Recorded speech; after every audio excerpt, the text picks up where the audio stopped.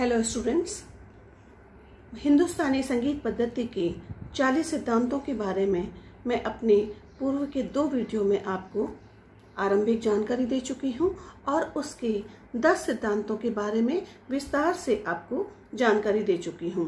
आज हम हिंदुस्तानी संगीत पद्धति के 40 सिद्धांतों के 10 के बाद के जो महत्वपूर्ण सिद्धांत हैं उसके बारे में विस्तार से जानकारी लेंगे।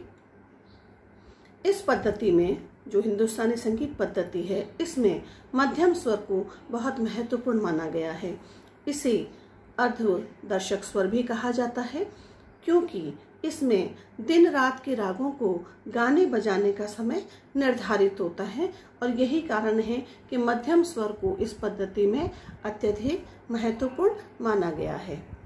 जिन रागों में गहनी कोमल स्वर लगते हैं वे अधिकतर दोपहर या आधी रात को ही गाए बजाए जाते हैं। अर्थात आप जिन रागों में देखेंगे कि गहनी कोमल स्वर लग रहा है तो वे राग उनका गायन समय अधिकतर दोपहर या आधी रात को ही आपको देखने को मिलेगा। संध्या प्रकाश राग जो होते हैं, जो सूर्यास्त और सूर्योदय के समय का जो काल होता है उसे संध्या प्रकाश राग, उस समय जो गाए बजाए जाते हैं उन्हें संध्या प्रकाश रागों की श्रेणी में लिया जाता है।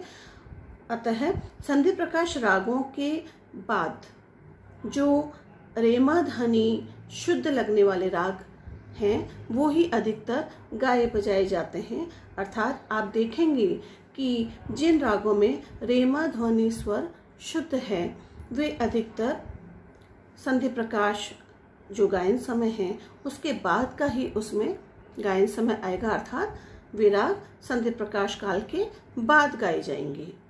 इसके अलावा षडज, मध्यम और पंचम ये 3 स्वर प्राय दिन और रात्रि का जो तीसरा प्रहर है उसमें अपना विशेष महत्व रखते हैं। अर्थात वे रागें जिनमें षडज, मध्यम और पंचम ये 3 स्वर होते हैं वे दिन और रात्रि के तीसरे प्रहर के रागों में अपना विशेष महत्व रखते हैं। सा, मा और प ये उस समय अधिक उस प्रबल रहते हैं।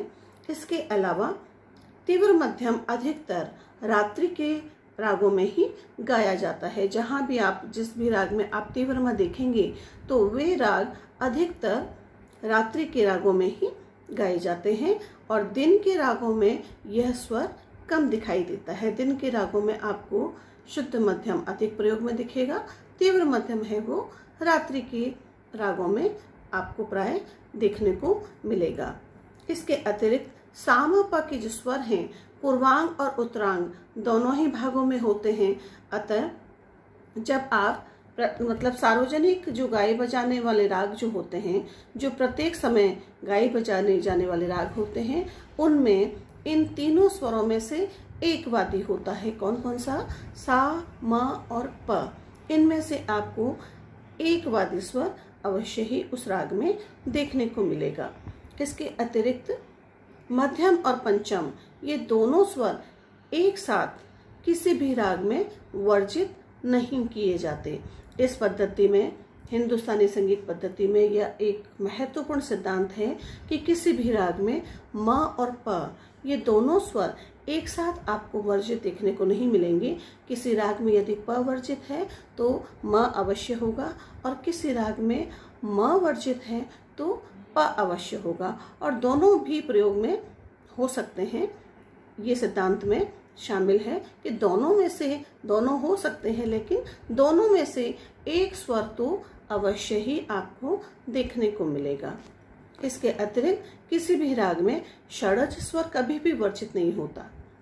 षडज स्वर हर स्थिति में किसी भी राग का प्रारंभिक स्वर होता है। स्टार्टिंग हम सा से ही करते हैं, इसलिए सा अर्थात षडज स्वर को कभी भी वर्जित नहीं माना गया है।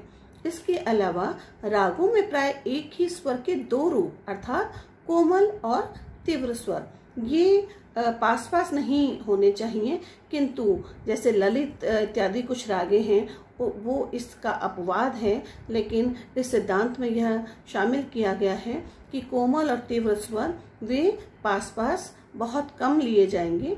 तो कुछ रागें ऐसी हैं जो अपवाद स्वरूप हैं, जैसे ललित राग है और भी अन्य भी रागें हैं जिनमें शुद्ध और कोमल, किसी भी स्वर का शुद्ध और कोमल दोनों स्वरूप एक साथ लिया जाए पास पास, ये बहुत कम रागों में देखने को मिलता है।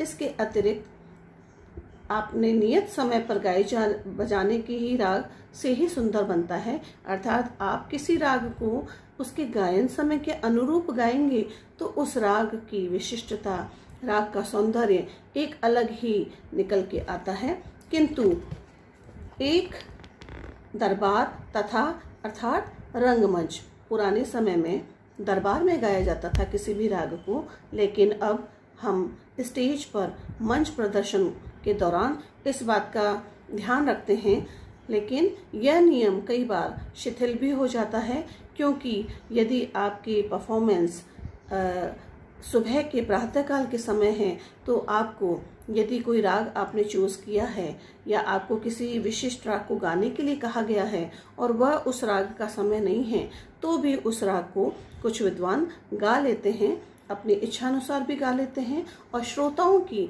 पसंद के अनुसार भी किसी भी समय गा लेते हैं। तो मंच पर यह नियम शिथिल हो जाता है, लेकिन इस सिद्धांतों में यह नियम भी शामिल है कि किसी भी राग को उसके गायन समय के अनुरूप ही गाया जाए तो उस राग की सुंदरता और भी निखरती है। तो आज हमने ये 10 सिद्धांत और जाने। इसके आगे हम अन्य सिद्धांतों के बारे में भी विस्तार से जानकारी लेंगे। Thank you.